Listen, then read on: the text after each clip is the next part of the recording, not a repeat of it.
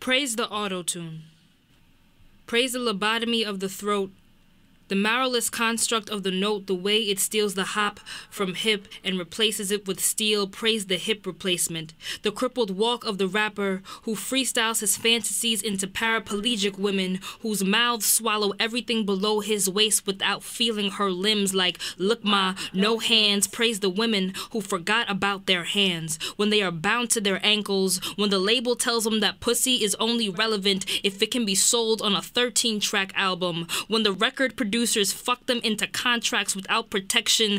Who will protect us? Praise the rubber that's never there for us. Praise the plastic and the Barbie dolls and the 14-year-old girls who are wrapping themselves into Barbie dolls. Pray for the 14-year-old girls who will never know who MC Lyte is. Light as a rock, how heavy we young ladies be. Praise the MCs. Praise the light for reminding me that if heaven had a height, I would be that tall. Remember to praise the Lord when you don't know who to trust in your speakers anymore, when you try to hold God people's back that long. Praise Lauren for reminding me that the chain of Satan wasn't made that strong. Praise the miseducation of the womb and the way we still rock it and hold it up in the booth like, yeah, this is where the cipher was birthed from. This is where the cipher was birthed from bellies full of boom bap and metronome. Praise the bass in our walk, even when there aren't enough mics to body the shakes.